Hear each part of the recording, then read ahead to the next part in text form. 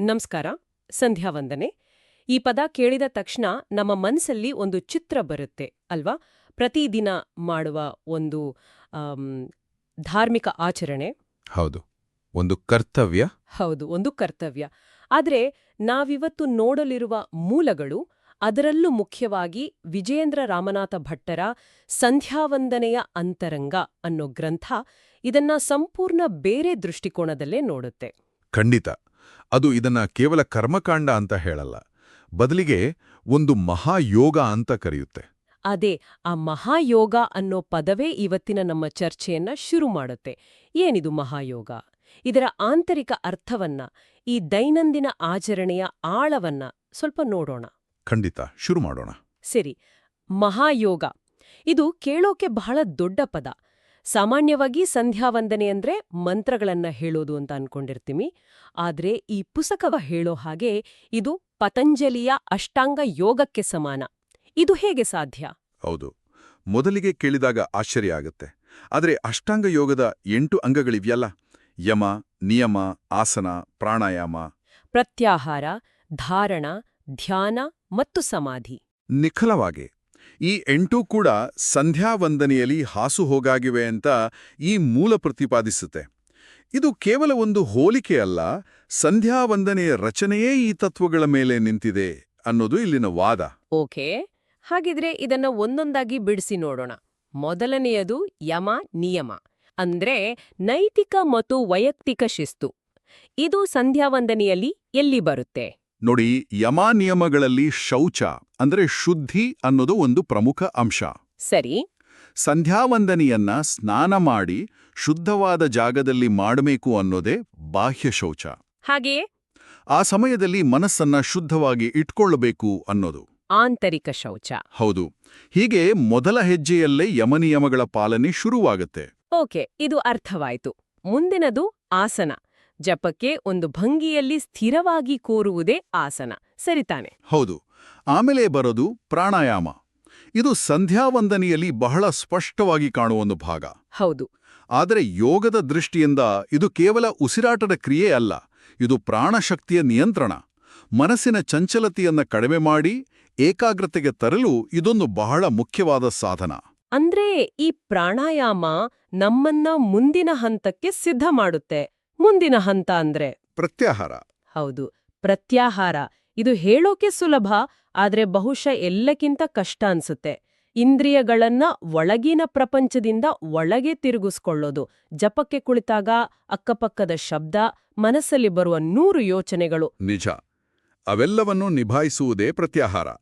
ಜಪದ ಸಮಯದಲ್ಲಿ ಕಣ್ಣು ಮುಚ್ಚಿ ಹೊರಗಿನ ವಿಷಯಗಳಿಗೆ ಗಮನ ಕೊಡದೆ ಮನಸ್ಸನ್ನು ಮಂತ್ರದ ಮೇಲೆ ನಿಲ್ಲಿಸಲು ಪ್ರಯತ್ನಿಸುವುದೇ ಪ್ರತ್ಯಾಹಾರದ ಅಭ್ಯಾಸ. ಹಾಗಾದರೆ ಸಂಧ್ಯಾವಂದನೆಯ ಆರಂಭಿಕ ಕ್ರಿಯೆಗಳಾದ ಸ್ನಾನ, ಆಚಮನ, ಪ್ರಾಣಾಯಾಮ ಇವೆಲ್ಲವೂ ಕೇವಲ ವಿಧಿಗಳಲ್ಲ. ಅಲ್ಲವೇ ಅಲ್ಲ.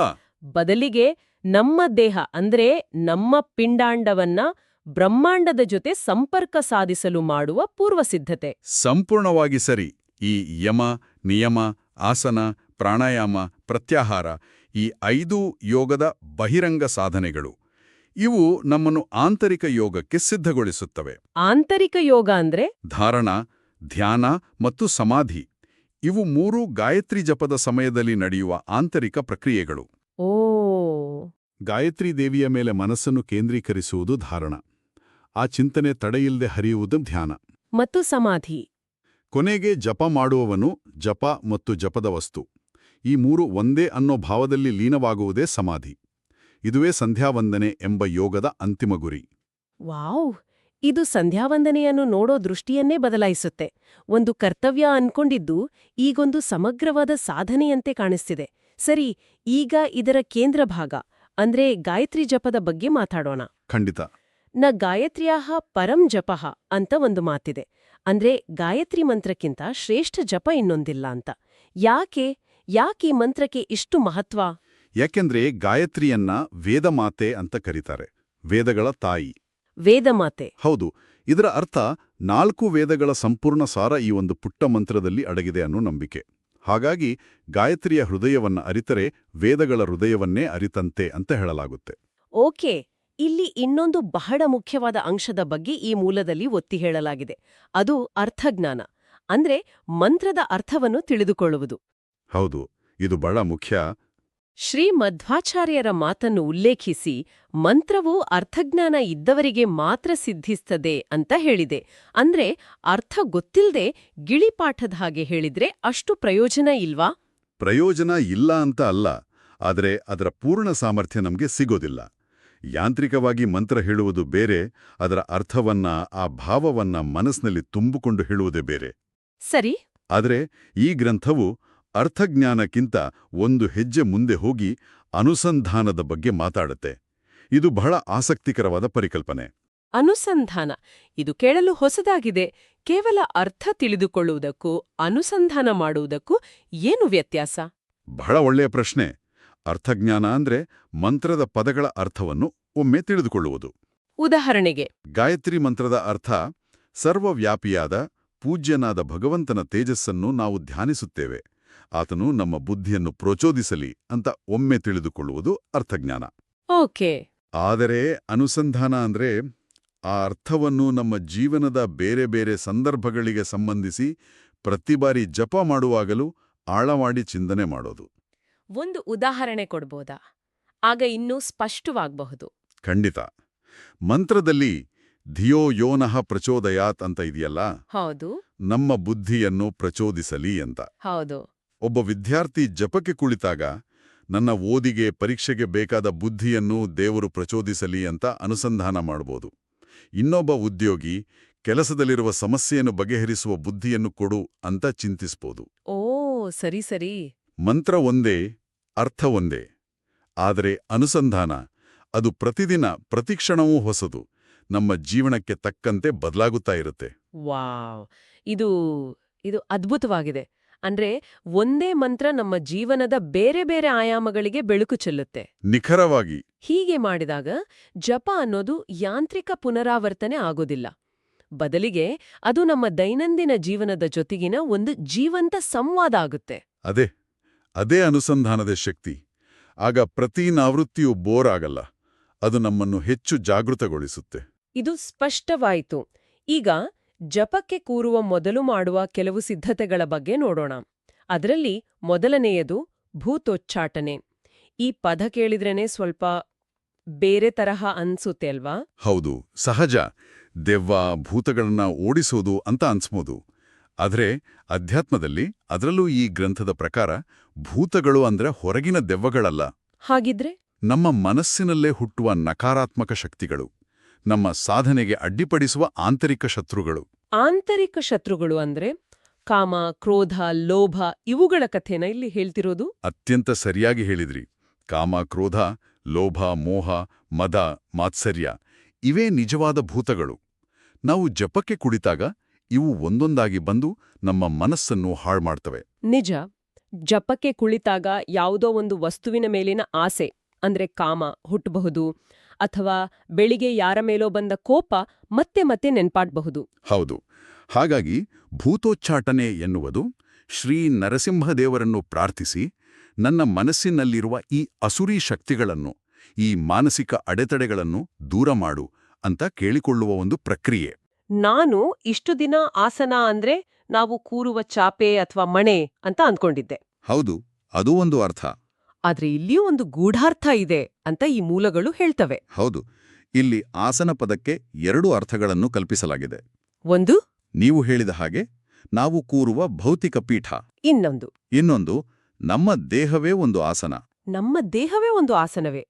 ಇದನ್ನ ಸ್ವಲ್ಪ ವಿವರಿಸಿ. ನೋಡಿ, ನಾನು ಎನ್ನುವುದು ಜೀವಾತ್ಮ. ಈ ಜೀವಾತ್ಮ ಎಲ್ಲಿ ಕೂತಿದೆ? ಈ ದೇಹದಲ್ಲಿ. ಹಾಗಾಗಿ ಜೀವಾತ್ಮನಿಗೆ ಈ ದೇಹವೇ ಆಸನ. ಓ.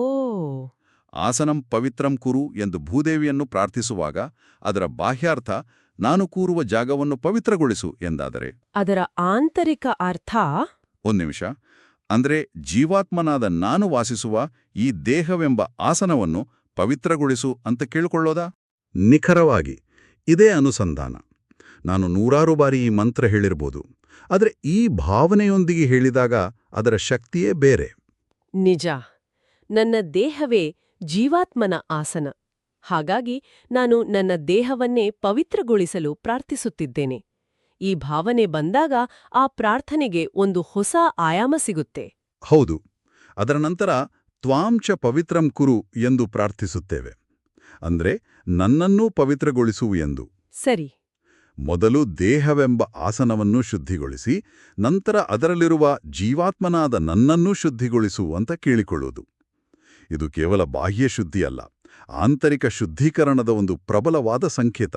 ಹಾಗಾದ್ರೆ ಒಟ್ಟಿನಲ್ಲಿ ಹೇಳುವುದಾದ್ರೆ ಸಂಧ್ಯಾವಂದನೆ ಕೇವಲ ಒಂದು ಆಚರಣೆ ಅಲ್ಲ, ಅದು ನಮ್ಮನ್ನು ದೈಹಿಕವಾಗಿ, ಮಾನಸಿಕವಾಗಿ ಮತ್ತು ಆಧ್ಯಾತ್ಮಿಕವಾಗಿ ಶುದ್ಧೀಕರಿಸುವ ಒಂದು ಸಮಗ್ರ ಯೋಗಾಭ್ಯಾಸ. ಹೌದು. ಗಾಯತ್ರಿ ಜಪ ಅದರ ಹೃದಯ ಭಾಗ. ಪ್ರತಿಯೊಂದು ಕ್ರಿಯೆಗೂ ಒಂದು ಬಾಹ್ಯ ಅರ್ಥ ಮತ್ತು ಒಂದು ಆಂತರಿಕ ಅರ್ಥವಿದೆ. ಈ ಆಂತರಿಕ ಅರ್ಥವನ್ನು ಅರಿತು ಅನುಸಂಧಾನ ಮಾಡುತ್ತಾ ಆಚರಿಸಿದಾಗ ಮಾತ್ರ ಅದರ ಸಂಪೂರ್ಣ ಫಲ ಸಿಗುತ್ತೆ. ಖಂಡಿತ. ಆಗ ಅದು ದಿನನಿತ್ಯದ ಒಂದು ಬೋರಿಂಗ್ ಕರ್ತವ್ಯವಾಗಿ ಉಳಿಯುವುದಿಲ್ಲ, ಬದಲಿಗೆ ನಮ್ಮನ್ನು ನಾವೇ ಅರಿಯುವ ಒಂದು ಸಾಧನವಾಗುತ್ತೆ. ಇವತ್ತಿನ ಚರ್ಚೆಯಿಂದ ಸ್ಪಷ್ಟವಾಗುವುದೇನೆಂದರೆ, ಯಾವುದೇ ಆಚರಣೆಯನ್ನ ಯಾಂತ್ರಿಕವಾಗಿ ಮಾಡುವುದಕ್ಕೂ ಅದರ ಹಿಂದಿನ ತತ್ವವನ್ನು ಅರಿತು ಮಾಡುವುದಕ್ಕೂ ಬಹಳ ವ್ಯತ್ಯಾಸವಿದೆ. ಅಜಗಜಾಂತರ ವ್ಯತ್ಯಾಸವಿದೆ.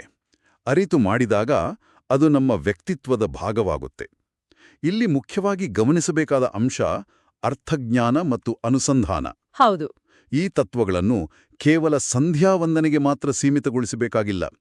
ಯಾಂತ್ರಿಕವಾಗಿ ಪುನರಾವರ್ತಿಸುವ ಬದಲು ಅರ್ಥವನ್ನು ತಿಳಿದು ಆಳವಾಗಿ ಚಿಂತನೆ ಮಾಡುವ ಈ ವಿಧಾನವನ್ನು ನಮ್ಮ ಜೀವನದ ಇತರ ಕ್ಷೇತ್ರಗಳಿಗೆ ಅನ್ವಯಿಸಿದ್ರೆ ಏನಾಗ್ಬೋದು? ಇದು ಬಹಳ ಆಸಕ್ತಿದಾಯಕ ಪ್ರಶ್ನೆ. ನಮ್ಮ ದೈನಂದಿನ ಕೆಲಸ, ನಮ್ಮ ಸಂಬಂಧಗಳು ಎಲ್ಲವೂ ಒಂದಲ್ಲ ಒಂದು ರೀತಿಯಲ್ಲಿ ಯಾಂತ್ರಿಕವಾಗಿ ಬಿಟ್ಟಿರ್ತವೆ. ಹೌದು. ಉದಾಹರಣೆಗೆ ನಮ್ಮ ವೃತ್ತಿ. ನಾವು ಮಾಡುವ ಕೆಲಸವನ್ನು ಕೇವಲ ಸಂಬಳಕ್ಕಾಗಿ ಮಾಡುವ ಕ್ರಿಯೆ ಅಂತ ಭಾವಿಸುವ ಬದಲು ಈ ಕೆಲಸದ ಉದ್ದೇಶವೇನು, ಇದರಿಂದ ಸಮಾಜಕ್ಕೆ ಏನು ಉಪಯೋಗ ಅಂತ ಅನುಸಂಧಾನ ಮಾಡಿದ್ರೆ ನಮ್ಮ ಕೆಲಸದ ಬಗ್ಗೆ ಇರುವ ದೃಷ್ಟಿಕೋನವೇ ಬದಲಾಗಬಹುದು. ಖಂಡಿತ. ಈ ಯೋಚನೆಯೊಂದಿಗೆ ಇಂದಿನ ಈ ಆಳವಾದ ಚರ್ಚೆಯನ್ನು ಮುಗಿಸೋಣವೇ? ಖಂಡಿತ. ಸಂಧ್ಯಾವಂದನೆಯ ಮೂಲಕ ಜೀವನದ ಪಾಠವನ್ನು ಕಲಿಯಬಹುದು ಅನ್ನೋದನ್ನು ಇಂದಿನ ಚರ್ಚೆ ತೋರಿಸಿಕೊಟ್ಟಿದೆ. ಕೇಳುಗರಿಗೆ ಇದೊಂದು ಹೊಸ ಚಿಂತನೆಗೆ ದಾರಿ ಮಾಡಿಕೊಡ್ಲಿ ಅಂತ ಆಶಿಸೋಣ.